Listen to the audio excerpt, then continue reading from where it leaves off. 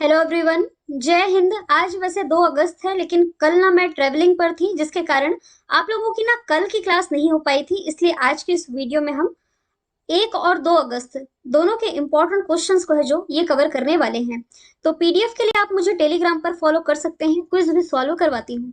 हमारी last class हुई थी 31 जुलाई को, जहां हमने डिस्कस किया था कि न्यूजीलैंड में अभी हाल ही में तंबाकू निरोधी बिल ये पेश कर दिया गया है। इंडियन नेवी में अपना पहला स्वदेश निर्मित वाहन पोत मिला है। इसका नाम है आईएनएस विक्रांत। हाल ही में आयोजित वर्ल्ड एथलेटिक्स चैंपियनशिप में भारत 33वें स्थान पर रहा है पदक तालिका में। अभी हाल ही में यूक्रेन के राष्ट्रपति व्लादिमीर जेलेंस्की, इन्हें विंस्टन चर्चिल अवार्ड से सम्मानित किया गया है। फॉर्मूला 1 रेसर हैं जो कि सेबेस्टियन वेटल, इन्होंने संन्यास ले लिया है। हरेली फेस्टिवल फसलों का त्योहार है, छत्तीसगढ़ में मनाया गया। अभी हाल ही में फैमिली डॉक्टर प्रोजेक्ट लॉन्च किया है आंध्र प्रदेश ने। जो करुणा जैन है, इन्होंने क्रिकेट के सभी फॉर्मेट से संन्यास ले लिया है। अभी एचडीएफसी अपनी मूल कंपनी के साथ विलय में आ गया है। और महाराष्ट्र का जो तडोबा टाइगर रिजर्व है, इसने इंटरनेशनल टाइगर डे की मेजबानी की, जिसके कारण ये चर्चे में था।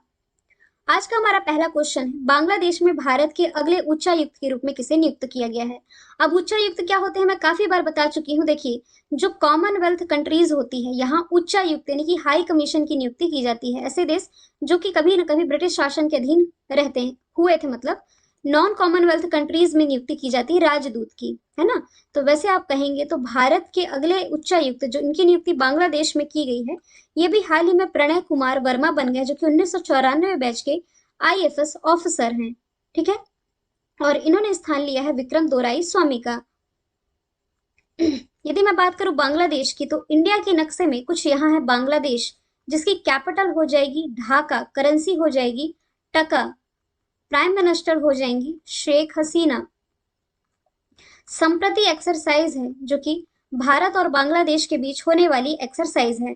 इसके अलावा कुछ यही पास यदि आप रिलेट कर सको, कुछ दिन पहले की न्यूज थी, एक पोर्ट है यहाँ, चट्टोग्राम पोर्ट।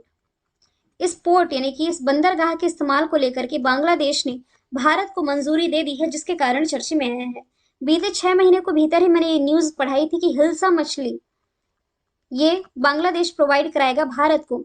भारत की जो गंगा नदी है, यहाँ पद्मा के नाम से जानी जाती है। इसी पद्मा नदी पर बांग्लादेश ने अपना सबसे लंबा पुल ये निर्मित कर लिया है। नवीन श्रीवास्तव की यदि मैं बात करूं, तो देखो, पहले तो नेपाल में भारत के राजदूत ये विनय मोहन क्वात्रा थे, लेकिन विनय मोहन क्वात्रा की नियुक्ति हमारे विदेश सचिव के रूप में कर दी गई। तो नेपाल में भारत के राजदूत का पद खाली था, जिसके बाद से नेपाल में भारत के राजदूत जो है नवीन श्रीवास्तव बनाए गए हैं। जबकि रुचिरा कंबोज ये पहले भूटान में भारत की राजदूत थी, लेकिन अब ये यूनाइटेड नेशन में भारत की स्थायी प्रतिनिधि बन गई है।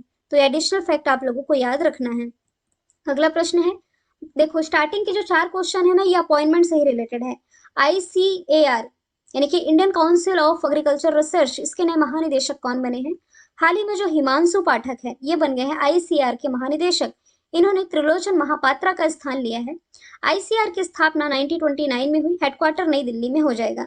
राजीव कुमार ये हमारे इलेक्शन कमीशन ऑफ इंडिया है प्रेजेंट टाइम में। S S Mundra Bombay stock exchange के अध्यक्ष, और Madhuri Buch security and exchange board of India इसके अध्यक्ष बनी है। जैसे कि मैंने कहा, स्टार्टिंग के 4 क्वेश्चन अपॉइंटमेंट वाले हैं, तो 4 से 4 ऑप्शन भी आप रिलेट करोगे तो 16 क्वेश्चन यानी कि 16 अपॉइंटमेंट यहाँ से आपके कवर हो जाएंगे। पीआईबी के नए प्रधान महानिदेशक कौन बने हैं। अभी हाल ही में जो सत्येंद्र प्रकाश है, इनकी नियुक्ति प्रेस इंफॉर्मेशन ब्यूरो यानी कि पीआईबी के महानिदेशक के रूप में की गई है। जयदीप भटनागर का इन्होंने स्थान लिया है। अपॉइंटमेंट वाली वीडियो में मैंने प्रोवाइड कराई थी, इसमें पीआईबी के महानिदेशक जयदीप भटनागर बताया मैंने, अब चेंज हो गए। ठीक है। इसकी स्थापना 1919 में हुई। नई दिल्ली में हेडक्वार्टर हो जाएगा। अभी सरकार दोबारा से पीटीआई यानी कि प्रेस ट्रस्ट ऑफ इंडिया के अध्यक्ष बने हैं। सुमन बेरी नीति आयोग के उपाध्यक्ष, अध्यक्ष तो प्राइम मिनिस्टर होते हैं। नीति आयोग की सीईओ आप रिलेट कर लेना, ये परमेश्वर नैयर है। जिन्होंने अमिताभ कांत याद रखा है वो चेंज कर ले, अब परमेश्वर अय्यर सीईओ हो जाएंगे। Nitin Gupta central board of direct tax के अध्यक्ष अभी हाल ही में बने, पहले सोनाली संगीता सिंह थी। अगला प्रश्न, दिल्ली पुलिस आयुक्त के नए आयुक्त कौन बने हैं। तो अभी हाल ही में जो संजय अरोड़ा है, जो कि आईटीबीपी के भी प्रमुख के रूप में कार्य कर चुके हैं, इन्हें भी हाल ही में गृह मंत्रालय के क्षेत्राधिकार में आने वाला जो दिल्ली पुलिस आयुक्त है, इसके प्रमुख के रूप में इनकी नियुक्ति की गई है। कुलदीप सिंह की यदि मैं बात करूं, सेंट्रल रिजर्व पुलिस फोर्स, जिसने अभी हाल ही में अपना 84वां स्थापना दिवस बनाया है 27 जुलाई को, तो इसके जो महानिदेशक हैं कुलदीप सिंह हो जाएंगे। Pankaj Kumar BSF border security force के महानिदेशक हैं। एम गणपति की यदि मैं बात करूं तो ये नेशनल सिक्योरिटी गार्ड के महानिदेशक हो जाएंगे। अगले प्रश्न की तरफ चलते हैं। अभी जो कॉमनवेल्थ गेम्स चल रहे हैं 22वें क्रम के कॉमनवेल्थ गेम्स है, बर्मिंघम इंग्लैंड में इसका आयोजन हो रहा है। और इसमें जो पहला गोल्ड दिलाया है भारत को, किसने दिला दिया है? मीराबाई चानू ने। वेट लिफ्टिंग से ये रिलेटेड हो जाएंगे, यानी कि भारत तोलन से ये रिलेटेड हो जाएंगी। और पहला गोल्ड इन्होंने भारत को दिलाया है 49 किलोग्राम वर्ग की कैटेगरी में। टोटल इन्होंने 113 किलोग्राम वजन उठा करके दूसरी बार कॉमनवेल्थ में गोल्ड जीता है। 2018 में भी इन्होंने गोल्ड जीता था, जो ऑस्ट्रेलिया के गोल्ड कोस्ट में आयोजित हुआ था। बर्मिंघम इंग्लैंड में आयोजन हो रहा है, 22वां एडिशन है। इसका मस्कट है पेरी द बुल, और इसका जो आदर्श वाक्य है ये गेम्स फॉर एवरीवन है। ठीक है। मीराबाई चानू के बारे में यदि मैं डिस्कशन करूँ ना, तो अभी हाल ही में टोक्यो ओलंपिक जो संपन्न हुआ, आपको मालूम है भारत ने टोटल 7 मेडल जीते थे, जिसमें कि 1 गोल्ड था। और इसमें जो सिल्वर दिलाया था ना भारत को, मतलब वेट लिफ्टिंग में सिल्वर मीराबाई चानू ने ही दिलाया था। एडिडास के द्वारा इन्हें स्टे इन प्ले अभियान का ब्रांड एम्बेसडर ये चुना गया था। ठीक है। और फिर इसमें अन्य भी मेडल, भारत ने अभी तो टोटल 3 मेडल जीत लिए ना। कंटिन्यू ये जो मेडल की सीरीज है ये चल ही रही है। जब पूरा ये कॉमनवेल्थ खत्म हो जाएगा तब मैं आप लोगों को बता दूंगी। ठीक है। अभी तक तो भारत 6 मेडल जीते हैं, 3 गोल्ड जीते हैं, 2 सिल्वर, 1 ब्रॉन्ज जीते हैं। मीराबाई चानू गोल्ड है। जेरेमी लाल लिंगुआ इन्होंने भी गोल्ड जीता है। और फिर मतलब 300 किलोग्राम के, 140 किलोग्राम के स्नैच में, और क्लीन एंड जर्क 160 किलोग्राम के क्लीन एंड जर्क में इन्होंने गोल्ड दिलाया है भारत को। 67 किलोग्राम की कैटेगरी में वेट लिफ्टिंग में, है ना। और मीराबाई चानू इन्होंने 49 किलोग्राम की कैटेगरी में। जो अचिंता शुली है तीसरा गोल्ड भारत को अचिंता शुली ने दिलाया है। 73 किलोग्राम का वजन उठा करके वेट लिफ्टिंग में। जो संकेत सरगर हैं इन्होंने सिल्वर मेडल दिलाया है। और बिंदा रानी ने सिल्वर मेडल दिलाया है। पीवी सिंधु, अभी इनसे रिलेटेड कोई न्यूज आएगी तो बताऊंगी। इन्होंने ब्रॉन्ज मेडल दिलाया था अभी टोक्यो ओलंपिक में। बीडब्ल्यूएफ में शामिल हुई है बैडमिंटन वर्ल्ड फेडरेशन फाइनल में। नीरज चोपड़ा इसमें पार्टिसिपेट नहीं कर रहे हैं, लेकिन टोक्यो ओलंपिक में इन्होंने भारत को गोल्ड दिलाया था। ठीक है। बायजूस के भी ब्रांड एम्बेसडर हैं। अगला प्रश्न, महिलाओं को उनके संवैधानिक अधिकार के बारे में जागरूक करने के लिए मुख्यमंत्री महतारी न्याय रथ यात्रा की योजना किसने, मतलब यात्रा शुरुआत किसने की है? अभी हाल ही में छत्तीसगढ़ के द्वारा राज्य महिला आयोग की पहल पर राज्य की महिलाओं को उनके संवैधानिक अधिकारों और कानूनों के बारे में जानकारी देने के लिए ये जो रथ यात्रा है, मुख्यमंत्री महतारी न्याय रथ यात्रा, इसकी शुरुआत की गई है। इसके पहले भी छत्तीसगढ़ और कई स्कीमें लेके आ चुका है, जैसे कि महतारी, महतारी मतलब वहां माँ को ही कहा जाता है। महतारी दुलार योजना, एक मितान योजना चर्चे में थी, मितान यानी कि मित्र। और गोधन न्याय योजना, ये भी छत्तीसगढ़ का है। छत्तीसगढ़ की राजधानी रायपुर हो जाएगी। मुख्यमंत्री यहाँ के भूपेश बघेल हो जाएंगे। अनुसुईया उइके यहाँ की राज्यपाल हो जाएंगी। ठीक है। और इंदिरा कांगेर, इसके अलावा अचानक मार वाइल्ड लाइफ सेंचुरी, गुरु घासीदास नेशनल पार्क यही हो जाएगा। हाल ही के दिनों में यहाँ हरेली फेस्टिवल मनाया गया है। जो आप महानदी पढ़ते हो, जो कि ओडिशा में सबसे लंबा नदी बांध हीराकुंड बांध बनाती है, तो ये जो महानदी है इसी छत्तीसगढ़ के पास जो रायपुर है, रायपुर के पास सिहावा पहाड़ी से निकलती है। खैर, इस प्रश्न में हम अन्य योजनाओं के बारे में डिस्कस कर लेते हैं। मेघे योजना, जिसे यूनाइटेड नेशन के द्वारा एक पहचान मिली है, ये मेघालय से रिलेटेड है। ओडिशा की यदि मैं बात करूँ तो ओडिशा का जो मो बस सेवा है चर्चे में था। आंध्र प्रदेश की यदि मैं बात करूँ तो आंध्र प्रदेश से जो है प्रधानमंत्री फसल बीमा योजना में शामिल होने जा रहा है। एशिया कप 2022 का आयोजन कहाँ किया जाएगा? तो देखो, पहले कहाँ होना था? श्रीलंका में, लेकिन श्रीलंका के माहौल आप लोगों को मालूम ही है। तो इसी बीच जो एसीसी है, एशियाई क्रिकेट परिषद, इसने कह दिया है कि अब श्रीलंका में ना होकर के यूएई में एशिया कप 2022 का आयोजन होगा। इसका ये 15वां संस्करण होगा। 1983 में एसीसी की मतलब स्थापना हुई थी, और इसका जो पहला एडिशन है एशिया कप का 1984 में यूएई में आयोजित किया गया था। इसकी सबसे सफल टीम भारत है, 7 मेडल इसने अपने नाम किए हैं। यूएई की capital Abu Dhabi, currency UAE dirham. Sheikh Mohammed Al Nahyan अभी हाल ही में यहाँ के नए राष्ट्रपति बने हैं।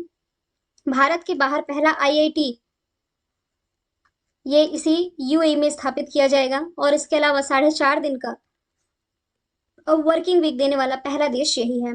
आईसीसी मेंस वर्ल्ड कप 2023, इसका मेजबान होगा भारत अगले साल। फीफा मेंस वर्ल्ड कप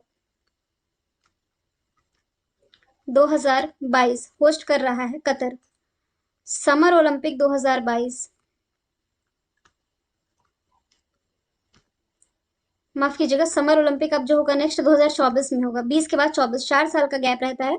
तो फ्रांस की राजधानी पेरिस में होगा, जबकि जो नेक्स्ट विंटर होगा ये इटली के मिलान में होगा। अगला प्रश्न है, ई टैक्सी सरकारी, इसे नोट करिए, सरकारी ई टैक्सी सर्विस की शुरुआत करने वाला जो पहला राज्य बन गया है, ये बन गया है केरल। ऑप्शन नंबर सी इसका राइट आंसर हो जाएगा। इसका मेन पर्पस है कि केरल में प्रचलित जो सस्ती दरों पर जनता के लिए सुरक्षित और टेंशन फ्री यात्रा सुनिश्चित है जो कि की जा सके। केरल की राजधानी तिरुअनंतपुरम हो जाएगी। पिनराई विजयन मुख्यमंत्री, आरिफ मोहम्मद खान राज्यपाल हो जाएंगे। ठीक है। और मयूर गुड़ यहाँ का जिसे जीआई टैग मिला है। साइलेंट वैली यानी कि शांत घाटी, ये केरल में हो जाएगी। यहाँ का सिल्वर लाइन प्रोजेक्ट चर्चे में था। और केरल में वन स्कूल वन आईएएस योजना चर्चे में थी। इसके अलावा यदि आप रिलेट करोगे तो वन स्कूल वन आईएएस योजना और फ्री में इंटरनेट की सुविधा देने वाला पहला राज्य केरल है। उत्तर प्रदेश की यदि मैं बात करूं तो पेपरलेस बजट पेश करने वाला पहला राज्य उत्तर प्रदेश है। ई कैबिनेट और ई परिवहन नीति लागू करने वाला पहला राज्य हिमाचल प्रदेश है, जबकि ई विधानसभा वाला पहला राज्य कौन हो जाएगा? नागालैंड हो जाएगा। अगला प्रश्न है, हाल ही में किस केंद्रीय मंत्री ने 11वीं कृषि जनगणना की शुरुआत की है? तो अभी हाल ही में जो केंद्रीय कृषि मंत्री हैं नरेंद्र सिंह तोमर, इन्होंने 11वीं कृषि जनगणना की शुरुआत की है। ऐसा पहली बार होगा जब स्मार्टफोन और टैबलेट पर कृषि जनगणना का डेटा संग्रह किया जाएगा, यानी कि पूरी तरह से डिजिटल आप कह सकते हैं। सबसे इंपॉर्टेंट पॉइंट यहाँ से आप लोगों को ये याद रखना है कि हर 5 साल में कृषि जनगणना होती है। ठीक है। और इंपॉर्टेंट चीज मैं आप लोगों को बता देती हूँ, गिरिराज सिंह है कौन? ये हमारे प्रेजेंट टाइम में ग्रामीण विकास और पंचायती राज मंत्री हैं। और देखो, जैसे कि यहाँ कृषि जनगणना की बात की जा रही, वैसे आप रिलेट करो टाइगर सर्वे। ये एग्जाम में पूछा गया प्रश्न है, टाइगर सर्वे कितने साल में होता है? तो हर 4 साल में होता है। 2006 में हुआ, 10 में हुआ, 14 में हुआ, अभी रिसेंटली 2018 में हुआ। तो ये चौथी टाइगर सर्वे रिपोर्ट थी जिसमें भारत में टाइगरों की संख्या 2967 बताई गई है। ठीक है। एक एग्जाम में पूछा गया प्रश्न है कि पशुधन गणना ये कितने सालों में होती है? उसको याद रखना, 5 सालों में होती है। 1919 से 1920 के बीच इसकी शुरुआत हुई थी। इस हिसाब से पूछा जाए कितनी पशु जनगणना हो चुकी? 20 हो चुकी है। पशुपालन डेयरी मंत्रालय के द्वारा रिलीज की जाती है। तो कृषि जनगणना 5 साल में होती है, टाइगर सर्वे 4 साल में, और पशुधन जनगणना 5 साल में। ठीक है। नरेंद्र मोदी हमारे प्राइम मिनिस्टर है और नीति आयोग के अध्यक्ष भी हैं। नितिन जयराम गडकरी जी प्रेजेंट टाइम में जहाज रानी और सड़क परिवहन मंत्री हैं। नागपुर इनका कॉन्स्टिट्यूंसी नहीं कि निर्वाचन क्षेत्र हो जाएगा। मुरैना मध्य प्रदेश किसका कॉन्स्टिट्यूंसी है? निर्वाचन क्षेत्र नरेंद्र सिंह तोमर का। अल नज़ा 4th एडिशन है इसका, जो कि भारत और अभी हाल ही में ओमान के बीच होने जा रहा है। 1 से 13 अगस्त तक इसका जो आयोजन है ये होना है, और कहाँ होना है? राजस्थान में। तो अभी हमने यूए डिस्कस किया था, इसके जस्ट नीचे ओमान की लोकेशन आप देख सकते हैं। मस्कट इसकी कैपिटल हो जाएगी, ओमानी रियल इसकी करेंसी हो जाएगी। ठीक है। नसीम अल बहर एक्सरसाइज भी आप रिलेट कर सकते हो, जो कि भारत और ओमान के बीच होने वाली एक्सरसाइज है। चीन के साथ भारत की हैंड इन हैंड एक्सरसाइज है। नेपाल के साथ भारत की सूर्य किरण एक्सरसाइज है। और ब्रिटेन के साथ एक अजय वॉरियर आप रिलेट कर सकते हो। अजय वॉरियर के अलावा यदि आप रिलेट करोगे तो एक कोंकण एक्सरसाइज है जो कि आयोजित की जाती है। मैंने कल आप लोगों से पूछा था ई अमृत मोबाइल ऐप किसने लॉन्च किया? तो ई अमृत पोर्टल प्लस ऐप दोनों ही नीति आयोग लॉन्च किया है। पोर्टल पहले लॉन्च कर दिया था। अगला प्रश्न है, 44वां अंतर्राष्ट्रीय शतरंज ओलंपियाड की मेजबानी कौन सा शहर कर रहा है? आंसर इसका कमेंट बॉक्स में जरूर बताइएगा। ठीक है। सबको आंसर देना है, कमेंट सभी की रीड करती हूँ मैं। फिर मिलेंगे नेक्स्ट वीडियो के साथ। Thank you so much.